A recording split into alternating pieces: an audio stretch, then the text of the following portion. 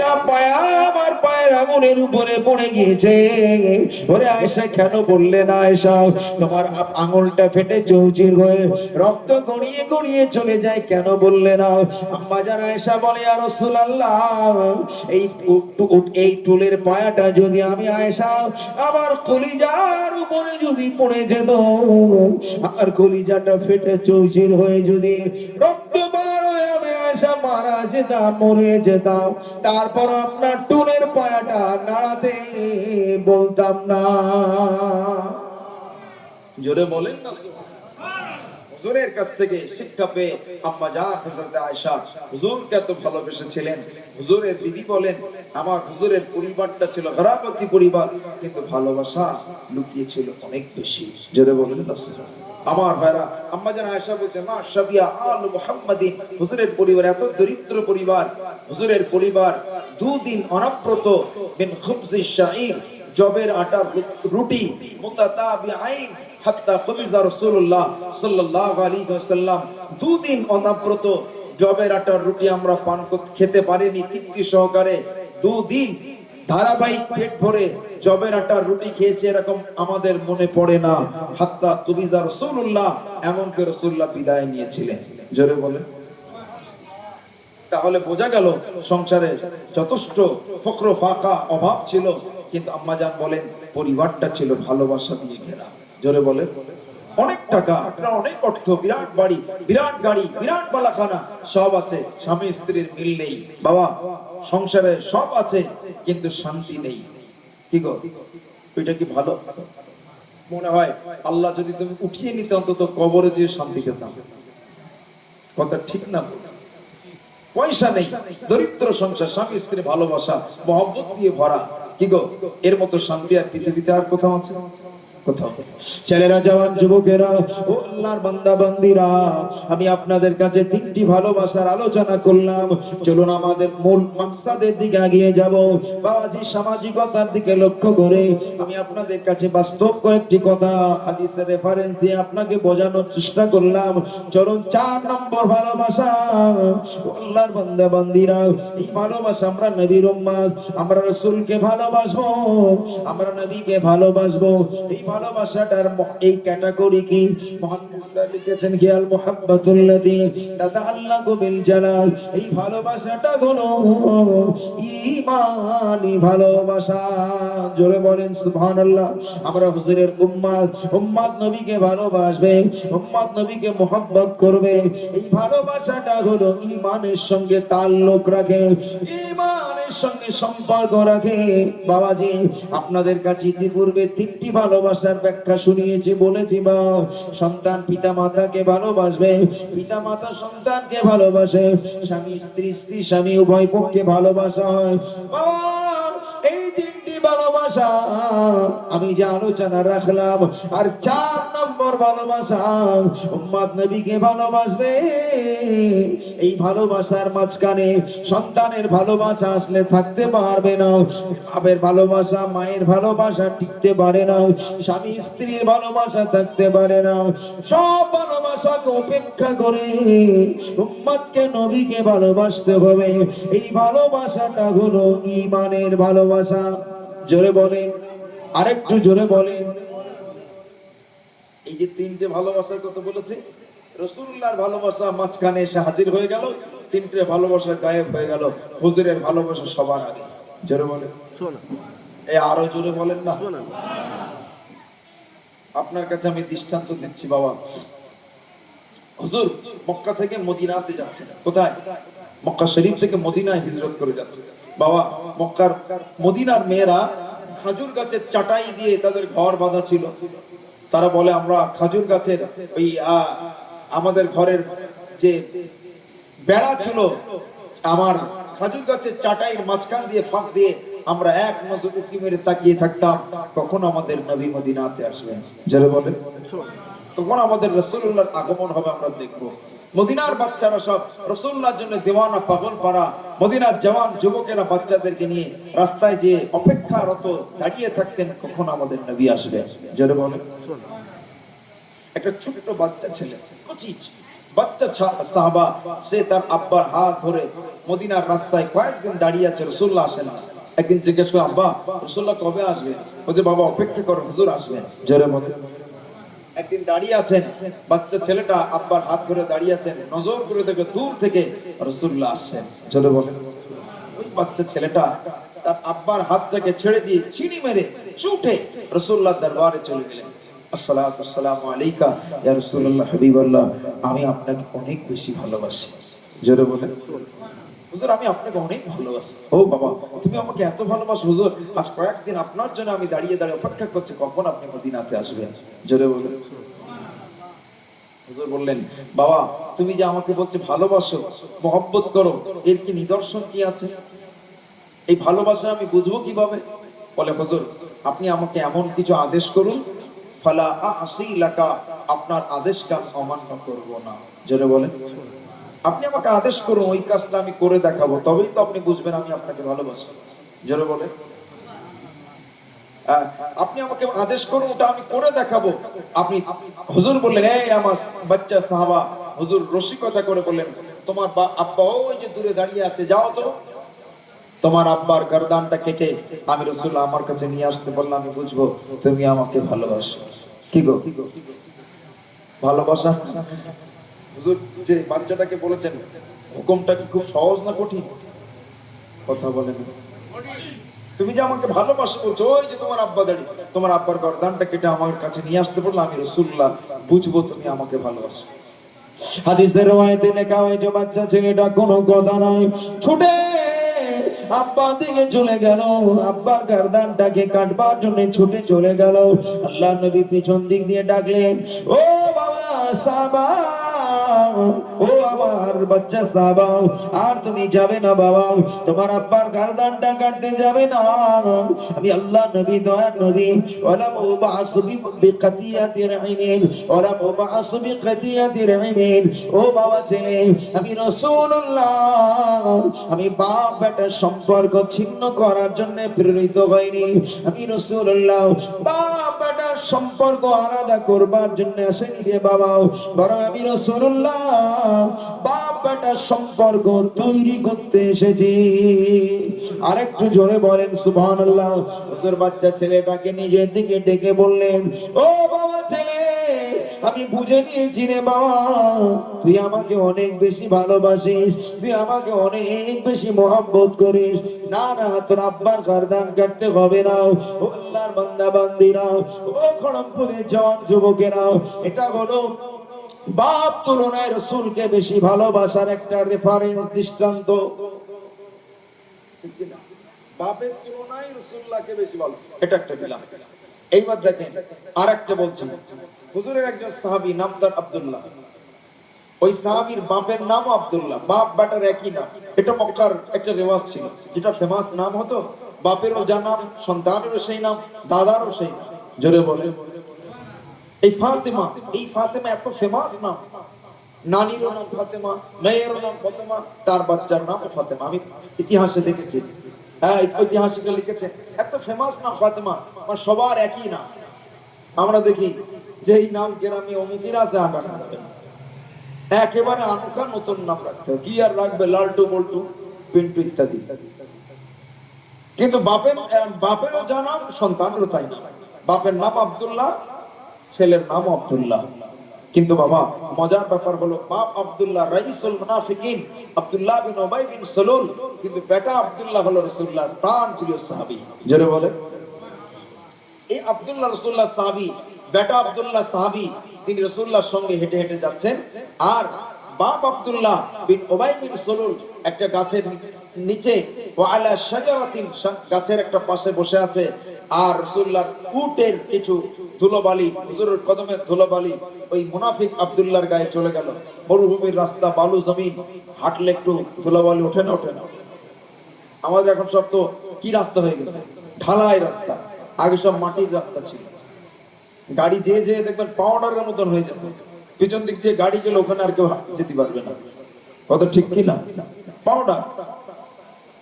তো ওই রকম মরুভূমি রাস্তা, মুনাফিকের গায়ে গেল, মুনাফিক বললো, কামিনার বাচ্চা কামিনা, হ্যাঁ তার পায়ের ধুলা আমি আব্দুল্লাহ আমার গায়ে লাগলো, আমি বরবাদ হয়ে গেলাম। বলেন না নাউজুবিল্লাহ। বেটা আব্দুল্লাহ দাঁড়িয়ে পড়ে তলোয়ার হাতে। আর মক্কার মানুষদের রেওয়াজ ছিল কি জানেন, ওনাদের একটা এটা হচ্ছে ওনাদের স্পেশালিটি, ওনারা যখন যেতেন হাতে তীর ধনুক তলোয়ার থাকতো। জোরে বলেন। একদম তলোয়ার খাপ থেকে বার করে হুজুর কাছে অনুমতি চাই, ইয়া রাসূলুল্লাহ, এত বড় বেয়াদব রাসূলুল্লাহ দুশমন আমার বাপ পৃথিবীতে বেঁচে থাকবে চাই না, আপনি একবার আপনি আমাকে আদেশ করুন, বাপের কল্লা কেটে আপনার কদমে ছুড়ে দেব। জোরে বলেন। এটা হলো হুজুরের মহব্বত, হুজুরের ভালোবাসা। জোরে বলেন। হব্বে রাসূল, হুজুরের মহব্বত বাপ অপেক্ষা অনেক বেশি। জোরে বলুন না। ছেলেরা, মা বোনেরা, জওয়ান যুবকেরা, আবার আমি আপনাদের কাছে দৃষ্টান্ত দেব। জি ভাইরা আমার, আবার বাপ মা সন্তান অপেক্ষাও রাসূলুল্লাহকে অনেক অনেক বেশি ভালোবেসেছেন। কথা ঠিক কি না? ওহদের ময়দানে হাদিস পাকের বারাত এসেছে, ওহদের ময়দানে একজন বুড়ি মহিলা, তিনি খবর পেয়েছেন মক্কার কাফেররা একটা কথা ছড়িয়ে দিল, কতিলা মুহাম্মদ, মুহাম্মদ শহীদ হয়ে গেছে, ইন্তেকাল হয়ে গেছে। কথাটা যখন ছড়িয়ে গেল, মহিলার কানে খবর এসেছে রাসূল ইন্তেকাল করেছেন। ছুটে ছুটে ওহদের ময়দানের দিকে ছুটতেছেন। কিছু মানুষের সঙ্গে দেখা হয়ে গেল। ও মহিলা, কোথায় যাও? বুড়ি মহিলাটা বলে, আমি ওহদের ময়দানে যাচ্ছি। কেন? বলে, শুনেছি রাসূলুল্লাহ নাকি ইন্তেকাল করেছেন। বলছি, সেটা তো শুনতে পেয়েছো, কিন্তু তুমি কি শুনেছো ওই জিহাদের ময়দানে তোমার সন্তান বিদায় নিয়েছে? জোরে বলে। আর একটু জোরে বলা যাবে না? সুবহানাল্লাহ। হ্যাঁ, মেয়েটা বলে, আমার সন্তান চলে গিয়েছে ওটা বাদ দাও, আমার নবীর খবরটা কি আমাকে আগে বলো। জোরে বলে। ওই ব্যক্তিগুলো বলে, আমার আপনার নবীর খবর তো বলতে পারবো না। মহিলাটা আরেকটু ছুটতেছেন, ছুটতে ছুটতে শুনতে পেলেন তারা বলে, মহিলা কোথায় যাও, কোথায় চলে যাও? বলে, আমি ওহদের ময়দানের দিকে যাচ্ছি। তারা বলে, ও মহিলা, তুমি কি শুনেছো ওহদের ময়দানে তোমার বড় ভাই শহীদ হয়ে গিয়েছে? মহিলাটা বলে, সেটা যাই যাক, অসুবিধা নাই, একবার বলো বলো আমার নবীর কোনো খবর আছে? তারা বলে, খবর বলতে পারবো না। আরো ছুটতেছেন, ছুটতে ছুটতে রাস্তার মধ্যে কিছু মানুষের সঙ্গে দেখা হয়ে গেল। তারা বলে, মহিলা কোথায় যাও? মহিলাটা বলে, আমি ওহদের ময়দানে যাচ্ছি। ও মহিলা, খবর পেয়েছো এই ওহদের ময়দানে তোমার স্বামী বিদায় নিয়েছে? মহিলাটা বলে, আমার স্বামীর কথাটা আগে নয়, স্বামীর কথাটা পিছনে রাখো, আগে বলো আমার নবী কেমন আছে, আমার নবীর খবরটা আমাকে শোনাও না। তারা বলে, তোমার নবীর খবর তো বলতে পারবো না। মহিলাটা সঙ্গে সঙ্গে ছুটে ছুটে আল্লাহ নবী, দয়ার নবী, মায়ার নবী রাহমাতুল লিল আলামিনের খবর নেওয়ার জন্য ওদের ময়দানে চলে গিয়েছেন। ওদের ময়দানে যে খবর নিলেন, সাহাবীরা বলে, না না, আল্লাহর হাবিব এখনো হায়াতে বেঁচে আছেন, হুজুর ইন্তেকাল হয়ে যাননি। ওই মহিলাটা জবান নাড়িয়ে নাড়িয়ে বলে, সাহাবীরা বলেন, এই জিহাদের ময়দানে তোমার স্বামী বিদায় নিয়েছে, তোমার বাচ্চা শহীদ হয়েছে, তোমার বড় ভাই জনমের মতো শহীদ হয়েছে। মহিলাটা বলে, কুল্লু মুসিবাতিন বাদান নবী সাল্লাল্লাহু আলাইহি ওয়াসাল্লাম সালুন। বাপ চলে গিয়েছে, এটা একটা ছোট্ট মুসিবত আমার কাছে। সন্তান চলে গিয়েছে, এটা আমার কাছে ছোট্ট মুসিবত। আমার বড় ভাই চলে গিয়েছে, এটা আমার কাছে ছোট্ট মুসিবত। আমার নবীকে আমি পেয়ে গিয়েছি। কুল্লু মুসিবাতিন বাদান নবী সাল্লাল্লাহু আলাইহি ওয়াসাল্লাম সালুন। আমার নবীকে জিন্দা পেয়েছি। বাপ চলে যাওয়ার বেদনা, সন্তান চলে যাওয়ার বেদনা, স্বামী চলে যাওয়ার বেদনা, ভাই চলে যাওয়ার বেদনা আমার কাছে সহজ হয়ে গিয়েছে। আরেকটু জোরে বলেন সুবহানাল্লাহ। ও আমার মা বোনেরা, আমি আপনাদের কাছে দৃষ্টান্ত দিলাম, সন্তান অপেক্ষা, স্বামী অপেক্ষা রাসূলকে ভালোবেসেছেন। ও আমার মা বোনেরা, আরো দৃষ্টান্ত দিলে বক্তব্য লম্বা হয়ে যাবে। রাসূলের আরেকজন সাহাবীর কথা বলি, ঈমান মজবুত হবে। সাহাবীটির নাম হলো হযরত হানজালা রাদিয়াল্লাহু তাআলা আনহু। বাসর রাত, শাবাবে জুফাফের রাত, ফুল সজ্জার রাত, শাবাবে জুফাফের রাত। বিবি আর স্বামী আনন্দের রাতে খোশ গল্পতে মশগুল, খোশ আনন্দেতে মশগুল। স্বামীর ঘরে স্বামী আর স্ত্রী আনন্দে মশগুল। এমনি সময় যুদ্ধের দামামা বেজে গিয়েছে। ওদের ময়দানে আল্লাহর নবী, দয়ার নবী ডাক দিয়েছেন।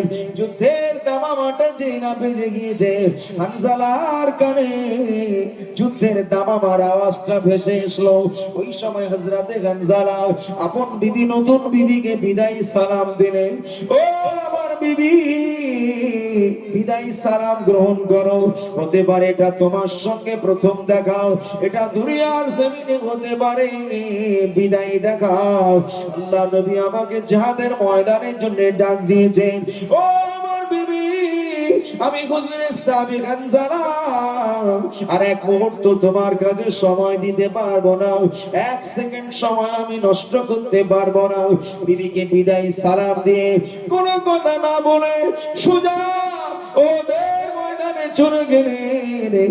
কাফের বেঈমান বেদিনদের সঙ্গে লড়াই করতে করতে হানজালা এক পর্যায়ে শহীদ হয়ে গেলেন।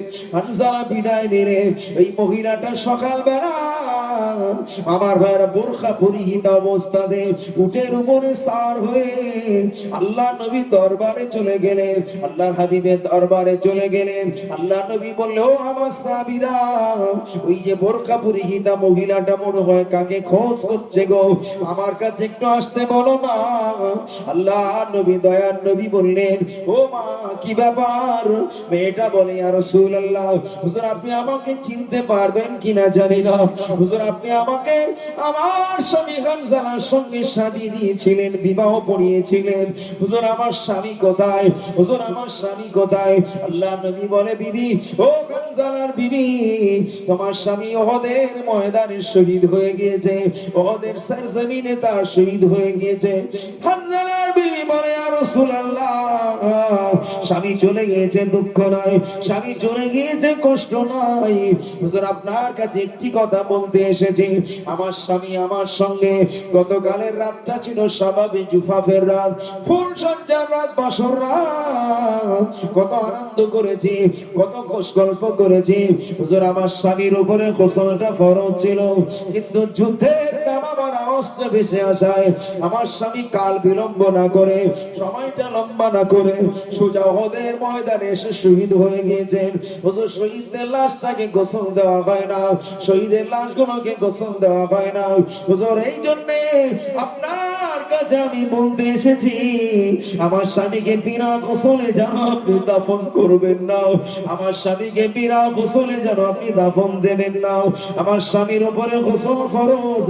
আল্লাহ নবী দয়ার নবী মায়ার নবী রহমাতুল লিল আলামিন বললেন, ও আমার সাহাবীরা, গোটা ওদের ময়দানটা চিরুনি তল্লাশি করে আমার হানজালার লাশটা কোথায় পড়ে আছে আমার কাছে নিয়ে আসো। সাহাবীরা হানজালা হুজুরের লাশটাকে খুঁজবার জন্য গোটা ওদের ময়দানটা চিরুনি তল্লাশি করে খুঁজলেন, কোথাও আমার হানজালা হুজুরের লাশ খুঁজে পাওয়া গেল না।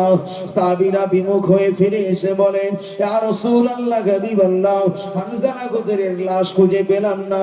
হুজুর বড় চিন্তিত হয়ে গেলেন, হুজুর বড় পেরেশান হয়ে গেলেন। আল্লাহ পাক জিবরাইলকে বললেন, ও আমার ফেরেশতা জিবরাইল, আমার হাবিব হানজালার জন্য চিন্তিত, যাও যাও আমার হাবিবকে যে বলো আমি আল্লাহ পাক আমার হানজালার উপরে খুশি হয়ে, আমি আল্লাহ পাক আমার হানজালার উপরে সন্তুষ্ট হয়ে হানজালার উপরে গোসল ফরজ। এই জন্য আল্লাহর রহমতের মালাইকারা হানজালাকে ওহদের ময়দান থেকে টেনে নিয়ে হানজালাকে আল্লাহর দয়ার জান্নাতে ফাগাসালাতুহু মিন মাইত তাসনিম, তাসনিম নহরের জান্নাতি নহরের পানি দিয়ে হানজালাকে ফেরেশতারা গোসল দিচ্ছে। নারে তাকবীর, নারে তাকবীর। হানজালা হুজুর দুনিয়াতে বিবিকে ছেড়ে রাসূলকে অগ্রাধিকার দিয়েছেন, বিনিময়ে তার গোসল কোথা হচ্ছে? জান্নাতের তাসনিম নহরের পানি দিয়ে। জোরে বলেন সুবহানাল্লাহ। জিবরাইল এসে খবর দেয়, হুজুর হানজালাকে দুনিয়ার জমিনে খুঁজে পাওয়া যাবে না, আল্লাহর জান্নাতে উঠে নিয়ে ফাগাসালাতুহু মিন মাইত তাসনিম, তার গোসলের ব্যবস্থা করা হয়েছে। ফেরেশতারা তার গোসল দিচ্ছেন, গোসল হয়ে গেলে আপনার হানজালাকে আপনার কাছে ফিরিয়ে দেওয়া হবে। জোরে বলেন না সুবহানাল্লাহ।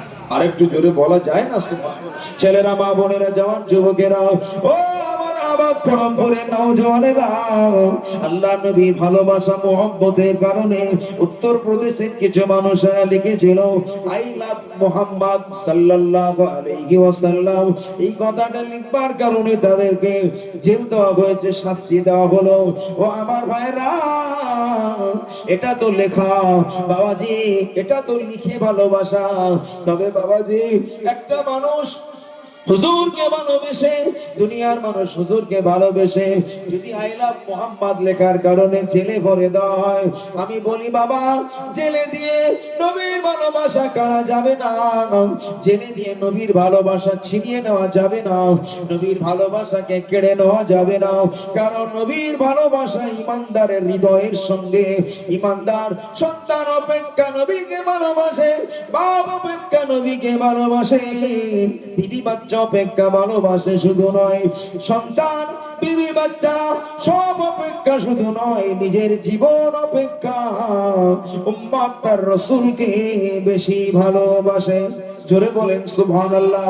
তার জীবনটাও যদি চলে যায়, উম্মত জীবন দিতে রাজি, লেকিন নবী দিতে রাজি নয়। একটু জোরে বলুন সুবহানাল্লাহ, আর একটু জোরে বলেন সুবহানাল্লাহ। ওই একই উহুদের ময়দানে আল্লাহ নবী একজন সাহাবীকে দায়িত্ব দিয়েছিলেন। ওই সাহাবীর নাম হলো হযরতে যায়েদ, যিনি রাসূলুল্লাহর পোষা ছেলে ছিল। হযরতে যায়েদ বলেন, আল্লাহ নবী আমাকে দায়িত্ব দিয়েছিলেন, ও বাবা যায়েদ, যাও ওদের শহীদ হওয়া লাশগুলোকে জমা করো, খাস করে লিতালাবি সাদ ইবনে রাবি।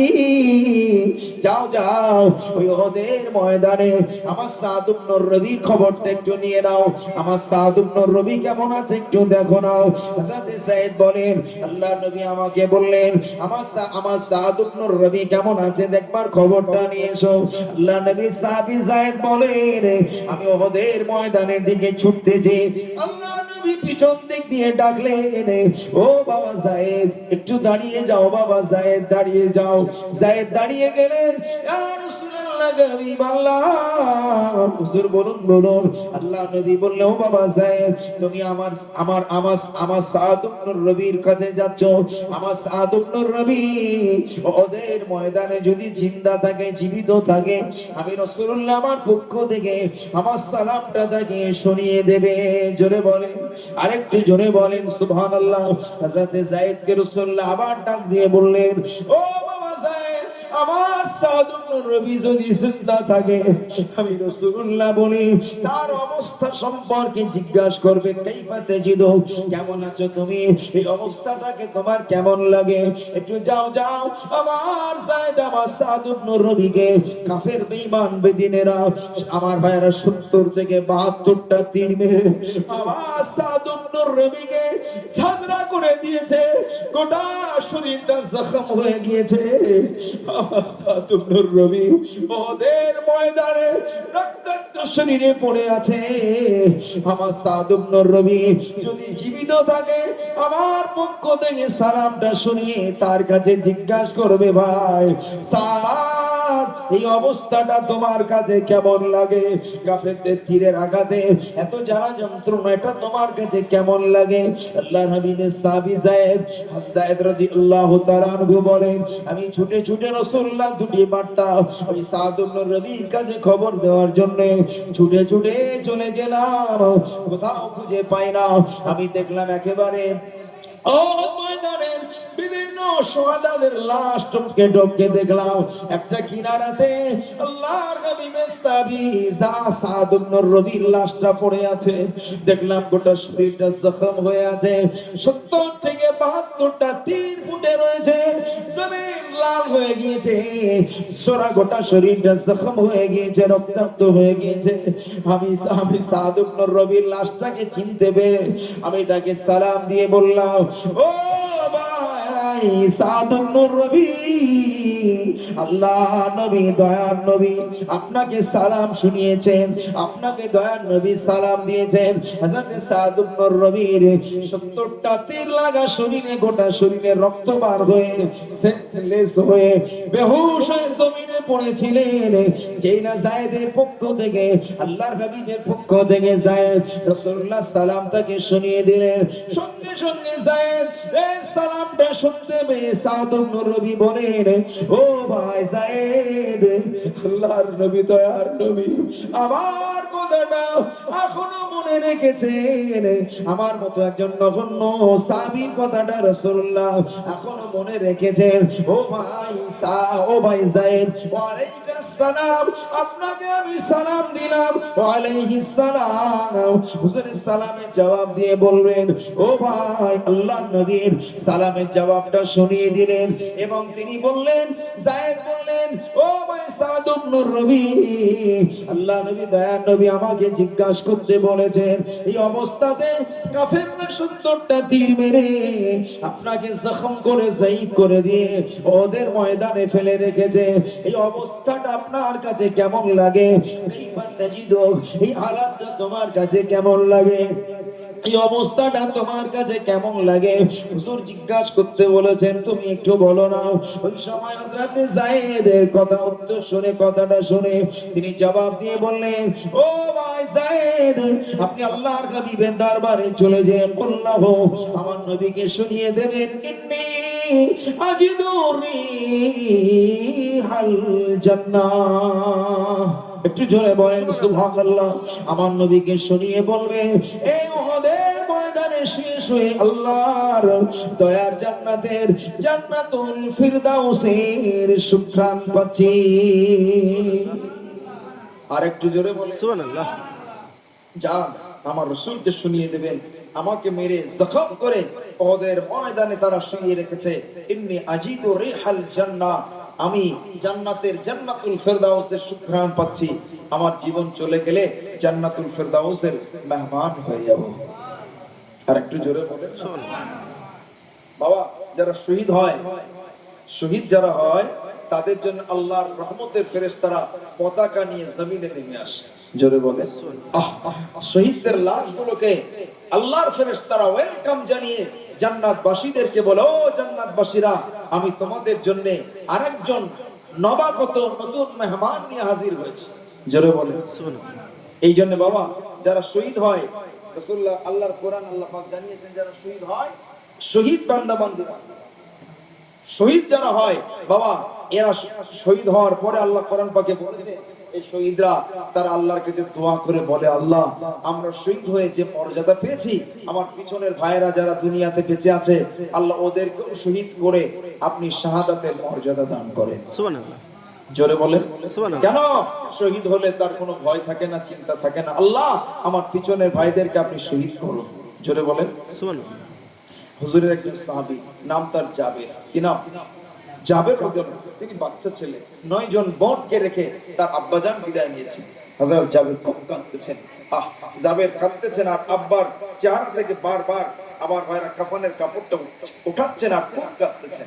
আমার 9টা বোন আমার আব্বা রেখে চলে গেলেন, বোনগুলোকে কে দেখবে? আমি এই ছোট্ট হালকা বয়স, আমার এদিকে আমার আব্বার অনেক টাকা ঋণ আছে, আমি জাবেরের ঋণটাকে, আমার আব্বার ঋণ কিভাবে পরিশোধ করব?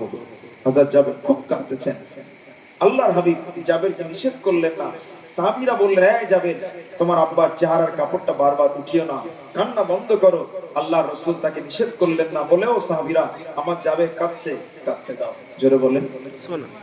হুজুর জাবেরকে ডেকে বললেন, বাবা জাবের, আমি রাসূলুল্লাহ দেখছি তোমার আব্বাজানের জন্য আল্লাহর রহমতের ফেরেশতারা পতাকা তোমার আব্বার গোটা লাশটাকে ছায়া করে রেখেছে, তার অপেক্ষারত তোমার আব্বাকে ওয়েলকাম জানিয়ে জান্নাতে নিয়ে যাওয়ার জন্য।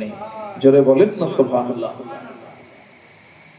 ছেলেরা, মা বোনেরা, জওয়ান যুবকেরা, ও আল্লাহর বান্দা বান্দীরা, ও আমার মা বোনেরা, আমার ভাইরা, যে কথা বলছিলাম সাদ ইবনে রবি জীবন নিয়ে তার টানা খাজা হচ্ছে বাবা, কিন্তু না না, নবীর ভালোবাসায়, নবীর মহব্বতে যেই না সালাম শুনেছেন রাসূলুল্লাহর পক্ষ থেকে সালাম, একেবারে তিনি চাঙ্গা হয়ে গেলেন।